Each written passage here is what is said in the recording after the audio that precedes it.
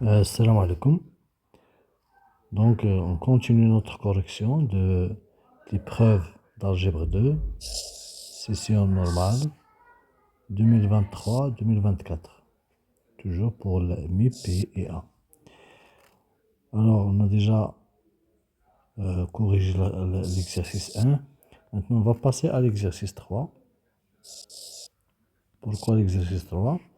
Car elle concerne les deux chapitres, les espaces vectoriels,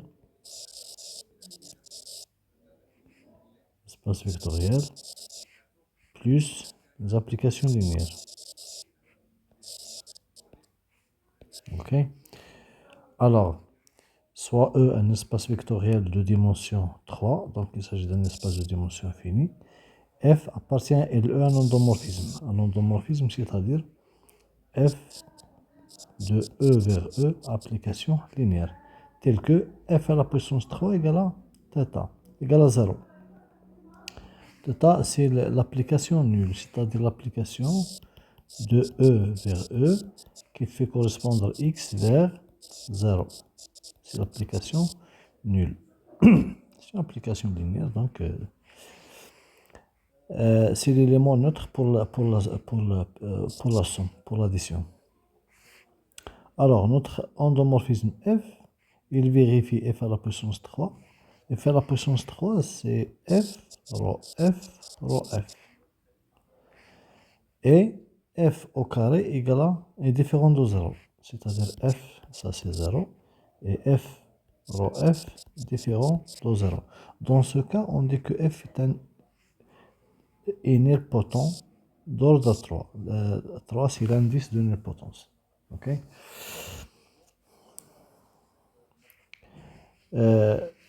Notre application F, elle est non nulle, car F au carré est différent de 0. Non nulle, donc il existe un A, un vecteur A appartient à E, tel que F de A différent de 0. Donc on fixe A, un vecteur non nul, tel que F au carré est différent de 0. On considère l'ensemble CF. CF, c'est le centre. On le note C, c'est le centre de F. CF, c'est l'ensemble des applications linéaires ou bien des endomorphismes qui commutent avec F. C'est-à-dire, c'est l'ensemble des G appartient à LE, tel que F rang G égale à G rang F. Comme vous savez, en général, F rang G est différent de G rang F. Alors, les endomorphismes qui vérifient cette égalité forment un ensemble, c'est le centre de F ou bien c'est CF. Donc, la première question, c'est de montrer que CF est un sous-espace vectoriel de LE. Donc, c'est là.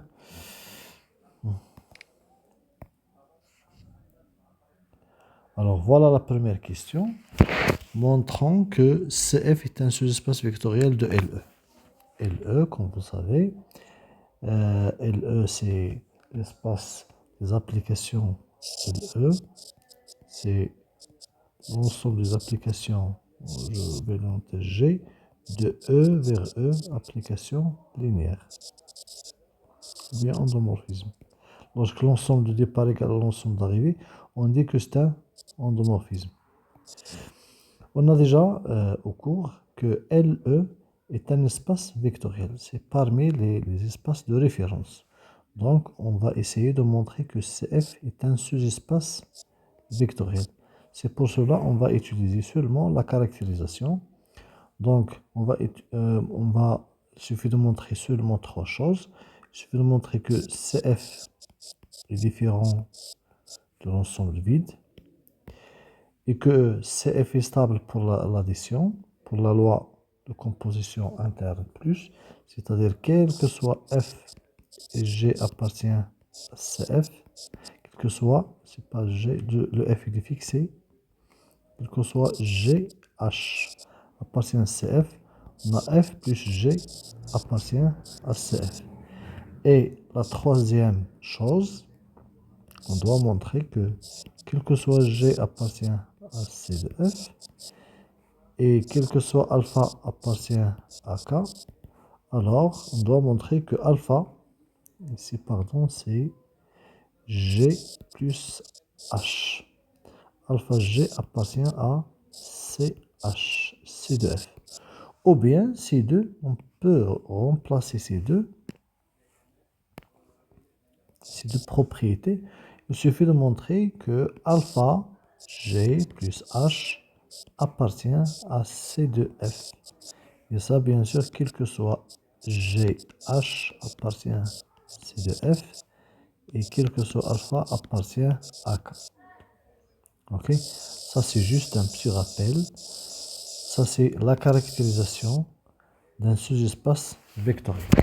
Pour démontrer que CF est un sous-espace vectoriel, on doit montrer ces trois conditions, ou bien la première et celle-là.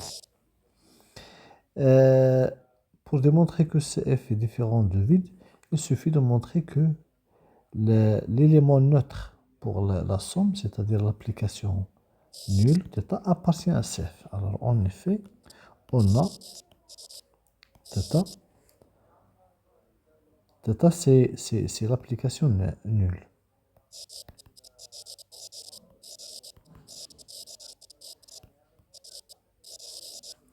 Vérifie, ou bien satisfait.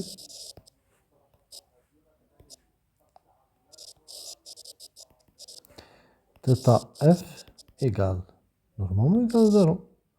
L'application θ f c'est θ rho f égale à 0 égale à f rho θ. Donc, θ appartient à C de f. Et par suite, C de f est différent de l'ensemble vide. Maintenant, on va essayer de montrer directement cette propriété. Donc, soit GH, deux vecteurs de C de f, et alpha appartient à K. Il s'agit de montrer, on va essayer de montrer que alpha G plus H appartient à C de f. C'est-à-dire, il commute avec f. Ok?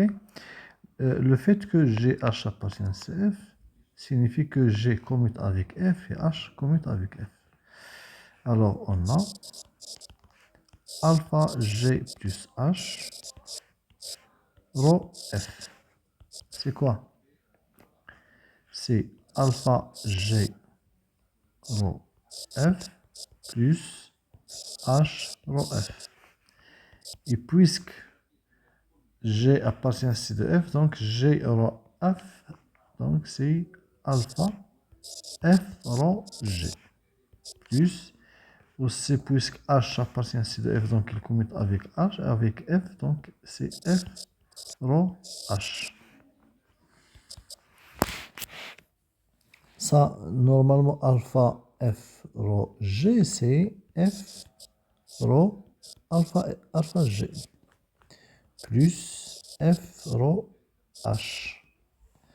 Donc, on peut factoriser par F, c'est F rho alpha G plus H. Ici, la factorisation, normalement, je peux faire une parenthèse, F rho alpha G plus H de X, c'est quoi? C'est F pour un certain X, un vecteur qui appartient. C'est F de alpha G plus H de X. C'est F de alpha G de X plus H de X. Et puisque F est linéaire, donc ça c'est alpha F de G de X plus F de H de X. Donc c'est alpha F rho G de X plus F rho H de X. Et bien sûr ça égale alpha. Donc il nous faut un peu d'espace. Donc ça c'est normalement, je vais l'écrire ici, c'est alpha F rho G plus f rho h, le tout de x. Ok? Donc, f rho alpha g plus h, c'est alpha f rho g plus f rho h. Voilà la justification de, de ça. Donc, comme vous voyez ici, le alpha g plus h rho f, c'est f rho alpha g plus h. Donc, il commute avec f. Et par suite,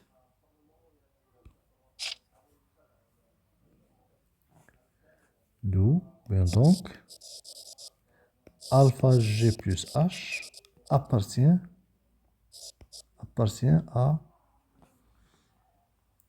à C de f. Ceci, ou bien d'où CF est un sous-espace vectoriel de L de E. Car on a vérifié les deux hypothèses, ou bien les deux conditions. On a montré que alpha g plus h appartient à CF, quel que soit g et h et alpha, et que CF est différent de vide. On va passer maintenant à la deuxième question.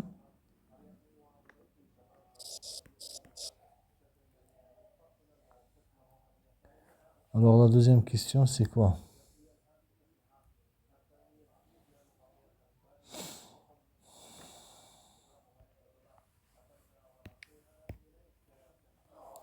La deuxième question, c'est montrer que la famille S qui contient A, f de A et f au carré de A est une base de E.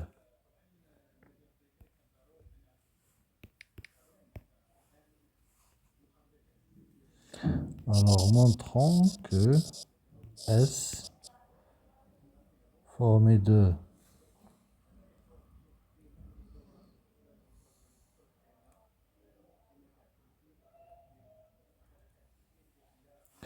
A, f de A, f au carré de A est une base de E. Alors, normalement, une base, c'est quoi? C'est une famille libre et génératrice. Mais on sait que on a la dimension de E égale à 3 égale le cardinal de S. Donc, il suffit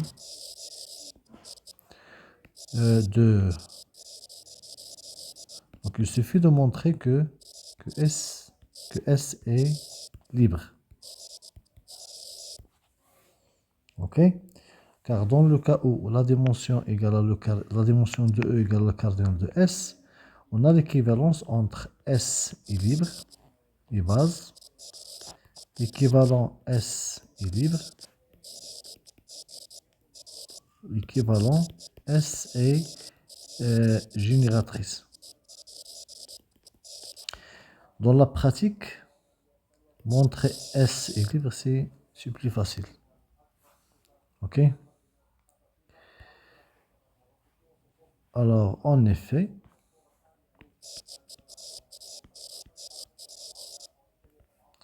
soit, donc on va prendre trois scalaires, soit alpha, bêta, gamma appartient à K, tel que alpha A plus bêta f de A plus gamma f au carré de A égale à 0. On va montrer que alpha, bêta, gamma sont tous nuls. On va appeler ça l'équation 1. OK? Alors, on va appliquer à l'équation 1 f. Donc,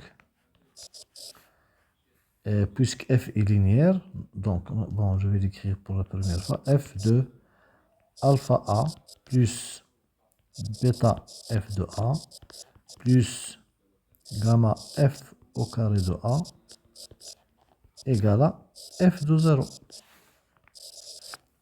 j'ai appliqué f dans les deux côtés. F de 0, c'est 0.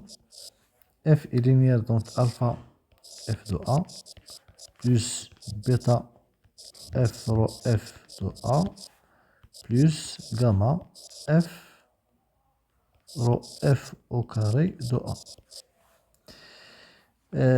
Normalement, f rho f au carré, c'est f à la puissance, c'est f3. Et f3 égale à 0. Déjà, f, dans les données, on a f3 de A égale à 0. Donc, qu'est-ce qu'il reste? Donc, ça, c'est 0. Donc, il reste alpha f de A plus bêta f au carré.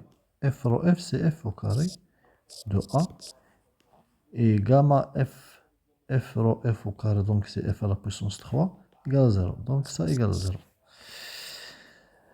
En appliquant encore une autre fois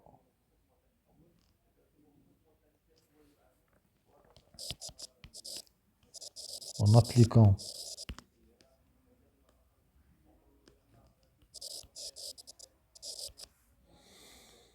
f à cette égalité, à cette équation,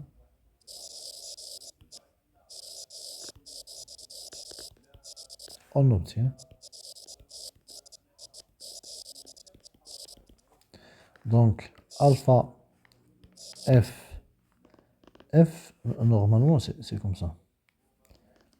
C'est f de alpha f de A plus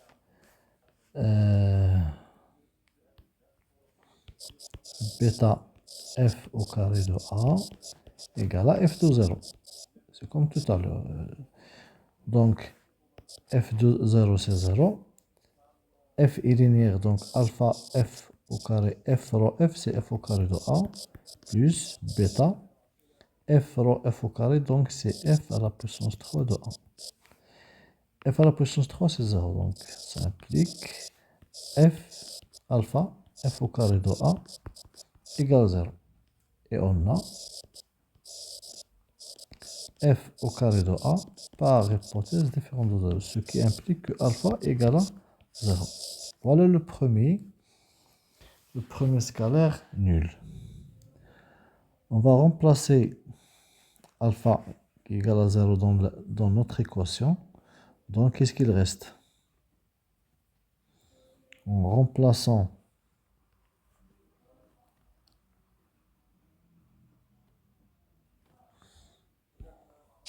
donc on remplace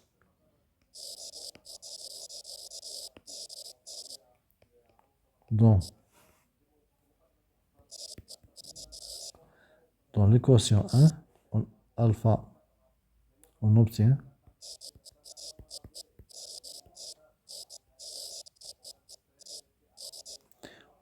bêta f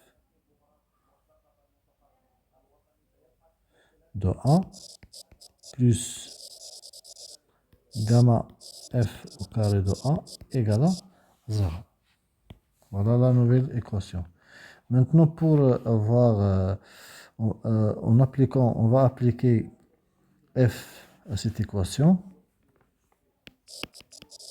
En appliquant, donc c'est la même, le même astuce, en appliquant f à cette équation,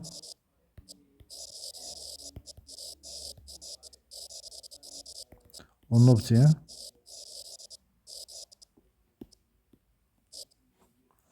donc, et f il est linéaire, donc bêta f au carré de A plus gamma f au carré, donc c'est f à puissance 3 de A égale à 0. Ça c'est 0. Ce qui implique que bêta f au carré de A égale à 0. Ça implique que bêta égale à 0 car f au carré de A est différent de 0. Alors maintenant on a trouvé alpha égale à 0, bêta égale à 0. Dans 1, on obtient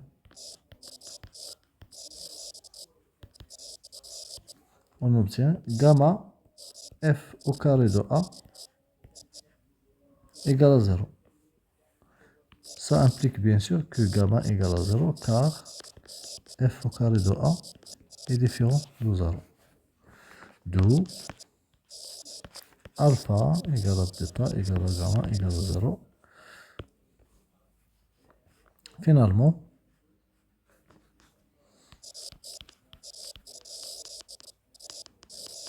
ou bien ceci implique, ceci montre que la famille S est libre et par suite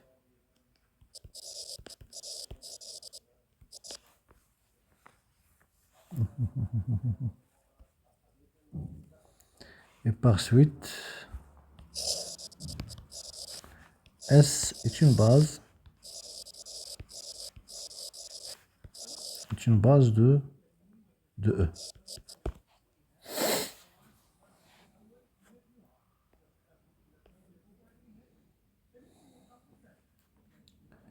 Alors on passe maintenant à l'exercice, plutôt à la question, quelle question? La question 3.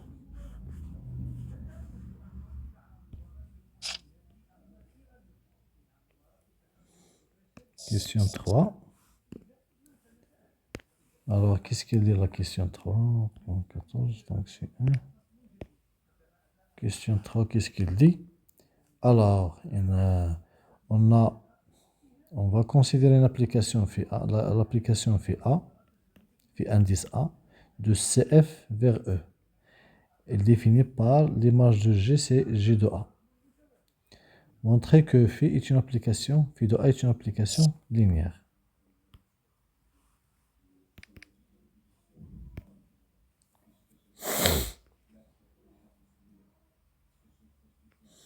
Alors, phi de A de CF vers E, qui fait correspondre G vers, donc phi A de G, c'est G de A. Alors, la première question, montrons que phi A est une application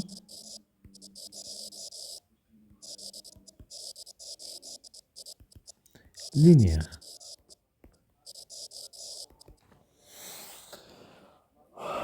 Alors, c'est pas difficile, donc on va considérer deux vecteurs de CF. CF maintenant pour nous c'est un espace vectoriel. Soit G et H appartient à CF. Donc GH sont deux endomorphismes qui commutent avec F. Et alpha appartient à un scalaire. On a phi A de G plus H. On a égal. Par définition, c'est G plus H appliqué à A. Donc ça c'est G de A plus H de A. G de A c'est phi A de G plus phi A de H. Voilà l'additivité. Ok. Maintenant phi A de alpha G. C'est alpha G appliqué à A. C'est bien sûr alpha G de A. Donc c'est alpha phi A de G. Voilà l'homogénéité, d'où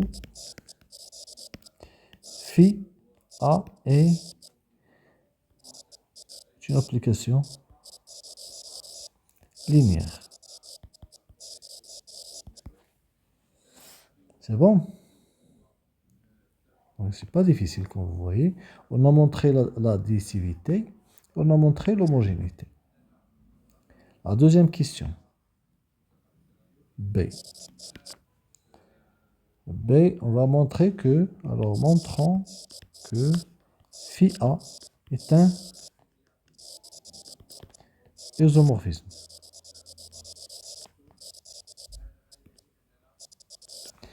Isomorphisme, c'est quoi? Isomorphisme, c'est une application linéaire bijective. Ok? Donc on doit montrer, donc linéaire c'est déjà linéaire, c'est déjà fait. Il reste à montrer qu'il est bijectif. Bijectif, bon, seulement un petit rappel, isomorphisme, c'est quoi? C'est application linéaire bijective.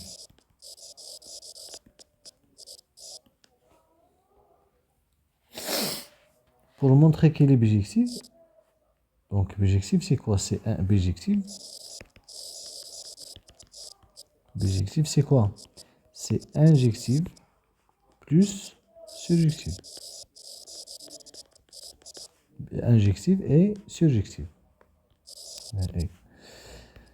Mais on peut, dans des cas, montrer seulement qu'il est injectif ou bien seulement qu'il est surjectif. C'est le cas où on a les deux espaces ont la même dimension. Alors, notre espace E, il est de dimension 3. Et CF,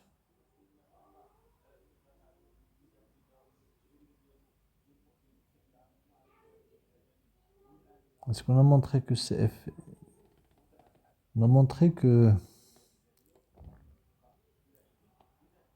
non, on n'a pas montré.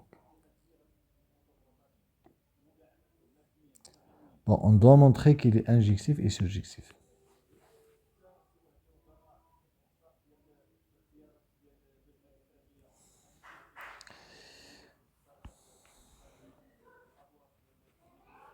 Alors on va montrer qu'il est injectif et surjectif.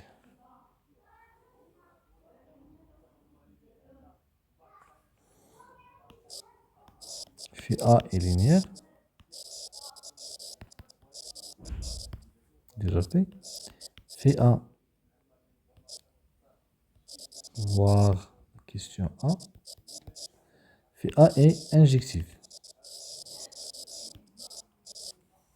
Je vais changer la couleur. Pour montrer qu'il est injectif, il suffit de montrer que,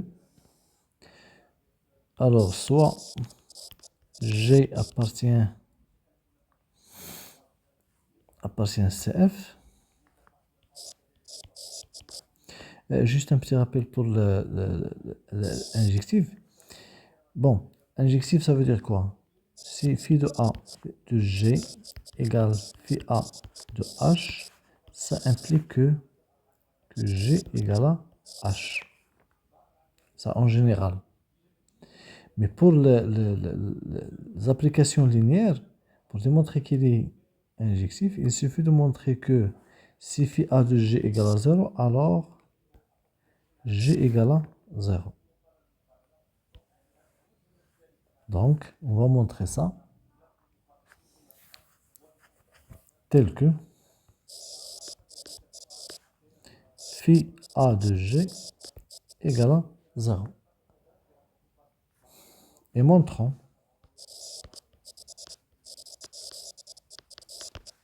que G égale à 0. Normalement égal à θ. L'application nulle.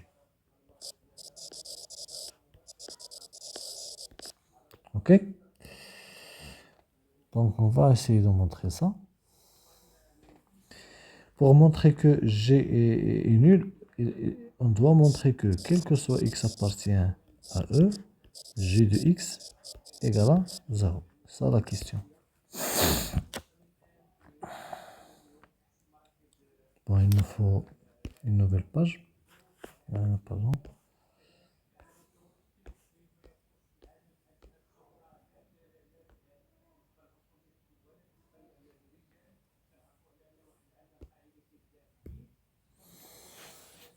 Alors,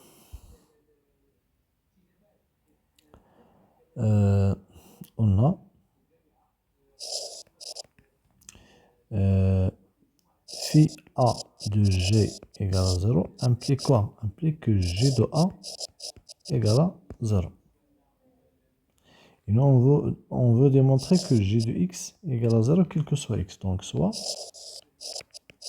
x appartient à E.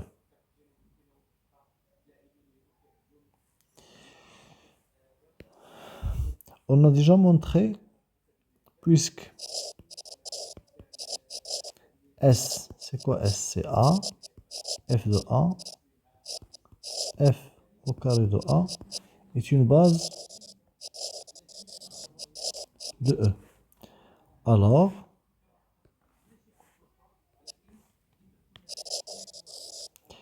il existe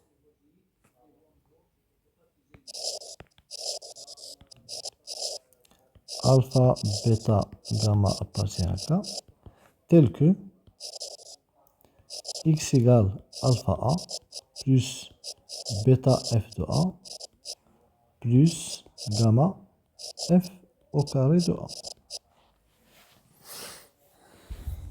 Notre objectif, c'est de montrer que g de x égale à 0. Alors, on va essayer de faire un calcul. Alors, on a g de x, c'est g de tout ça. C'est g de alpha A plus bêta f de A plus gamma f au carré de A. G est linéaire, donc c'est alpha g de A plus bêta g rond f de A plus gamma g rond f au carré de A. Ça car g est linéaire. Ok? Alors, g de A c'est 0. G rond f, le fait que G appartient à C de f, signifie quoi? Que G rond f égale f rond G. Donc ça c'est bêta f rho G de A. Et bien sûr si G commute avec f, alors il commute avec f au carré, car G rond f au carré, c'est G rond f rond f. Donc c'est f rond G commute avec là, égale f rond G. Donc c'est f au carré rho G. Donc ici c'est gamma f au carré rho G de A. Ok? Ça, si vous voulez, car G appartient à C de F. Donc il commute. G de A, c'est 0. G de A, c'est 0, donc ça c'est 0. Car G de A égale à 0. Et ici, normalement, ça c'est bêta de F de G de A plus gamma F au carré de G de A. C'est bêta de F de 0 plus gamma F au carré de 0. F, c'est une application linéaire. Donc, F de 0, c'est 0. Donc, c'est 0. Et même chose, F au carré, c'est une application linéaire. Donc, F au carré de 0, c'est 0. Donc, ça, c'est car G de A égale 0. Donc, on a montré que G de x égale à 0, quel que soit x. D'où vient donc G égale. Alors, on a G de A, phi de A de G égale à 0 implique que G égale à 0. D'où G est injectif.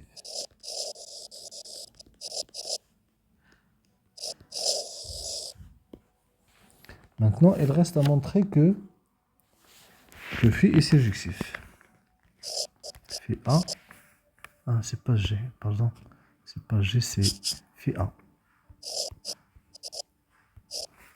Phi A est surjectif B.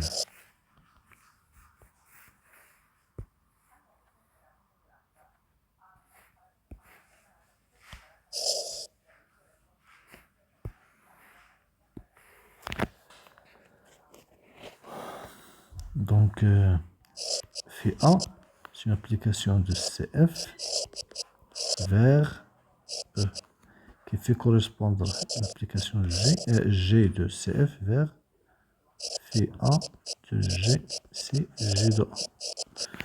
Donc, il s'agit de chercher, de montrer que tout vecteur de E a un antécédent dans CF. Soit X appartient à E. Donc, on cherche à construire une application, un élément, une application, un endomorphisme G qui commute avec F tel que X égale à G de A. Alors, X appartient à E, donc il existe. Puisque S c'est une base, donc il existe, soit X appartient, il existe alpha, bêta, gamma appartient à K, tel que X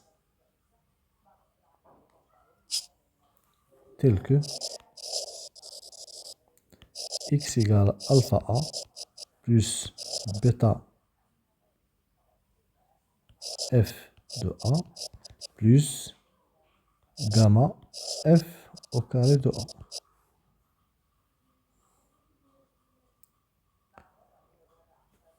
Donc, je peux l'écrire comme ça. C'est alpha I,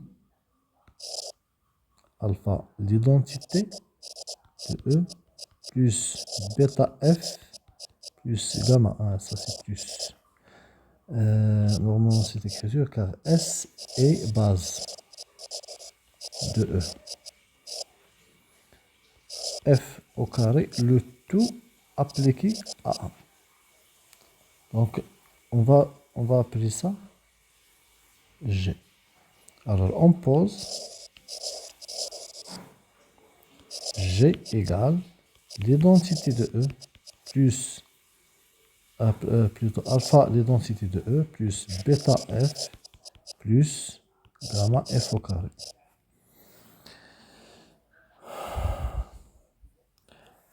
Alors, on a bien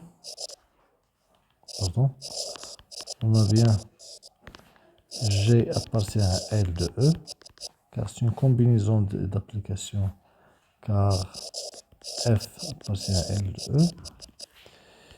E. G rend F, c'est F rend G, car l'identité commute avec F, F commute avec F, et F au carré commute avec F. F rend F. F rend G.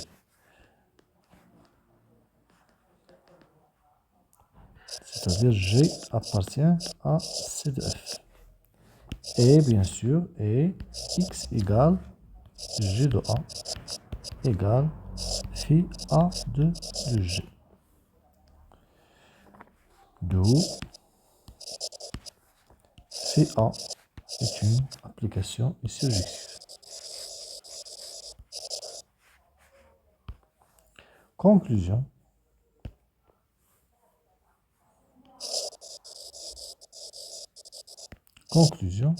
Phi A est un isomorphisme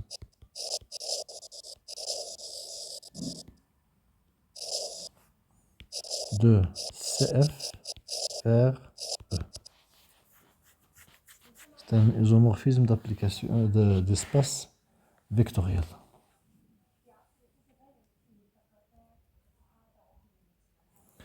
On passe à la quatrième question.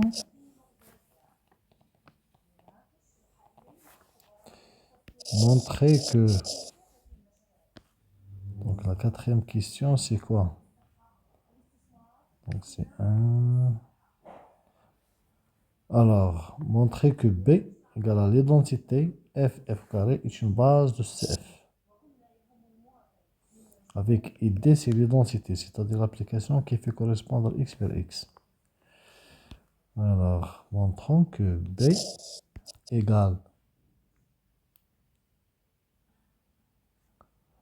l'identité de E, f au carré, est une base de CF.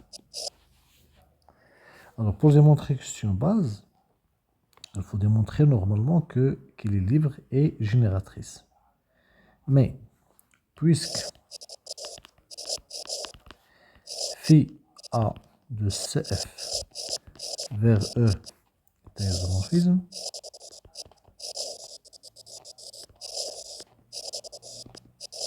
bien sûr d'espace vectoriel, alors, et la dimension de E égale à 3, alors la dimension de CF égale à aussi 3. Et bien sûr, le cardinal de B égale à 3. Donc, la dimension de CF égale le cardinal de B. Donc, il suffit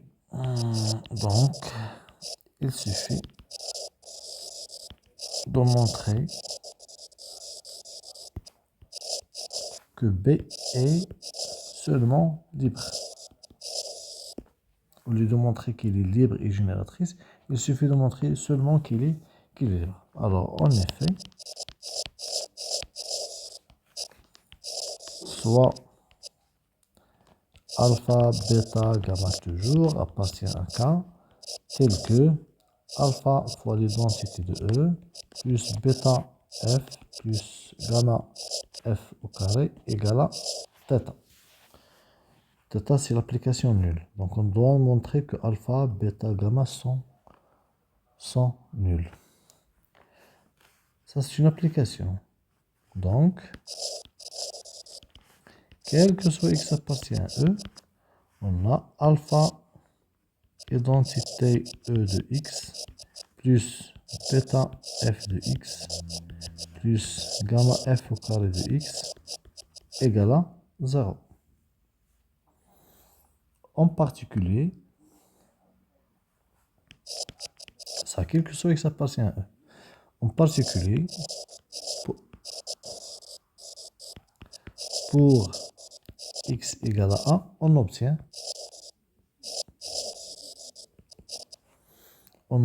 ça c'est alpha, alpha A, l'identité de A c'est A, plus bêta f de A, plus gamma f au carré de A égale à 0. A, f de A, f au carré de A sont les vecteurs, les éléments de S. Donc ça implique que alpha égale à bêta égale à gamma égale à 0, car A, f de A, f au carré de A est une base de E, donc il est libre. Bon, alors on a trouvé alpha, bêta, gamma égale à 0. Donc B est libre. Et par suite,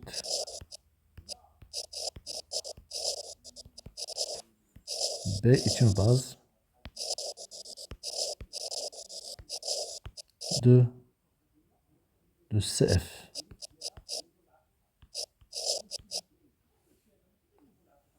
C'est bon? Alors cette technique, on l'a utilisée 2 fois pour démontrer qu'une famille est une base. On a montré seulement qu'il est libre grâce au fait que la dimension égale à le cardinal. Alors il reste la dernière question, 5.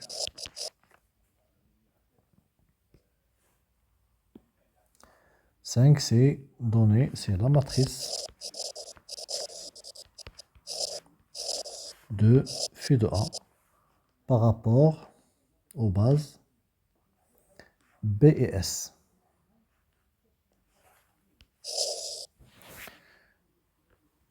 Donc, on va donner les coordonnées de B par rapport aux bases B. C'est quoi B? C'est l'identité F, F au carré. Et S, c'est quoi S? C'est A, F de A, F au carré de A. Alors, on a phi A de l'identité. C'est quoi? C'est l'identité de A. C'est A. Donc, les coordonnées sont... Donc, ces coordonnées sont 1, 0, 0. Phi A de F. C'est F de A. Donc, ces coordonnées sont 0, 1, 0. Et phi A de F au carré, c'est F au carré de A. Donc, les coordonnées sont 0, 0, 1. D'où la matrice de phi A par rapport aux bases B, S, c'est quoi? Donc ici, on écrit les coordonnées de l'identité qui sont 1, 0, 0. Ici, les coordonnées de F, c'est 0, 1, 0. Et enfin, les coordonnées de F au carré, c'est 0, 0, 1. Et voilà, on obtient les données. C'est étroit. Comme vous voyez, c'est étroit. Et voilà, c'est terminé. Donc, notre exercice est terminé. Donc, à la prochaine.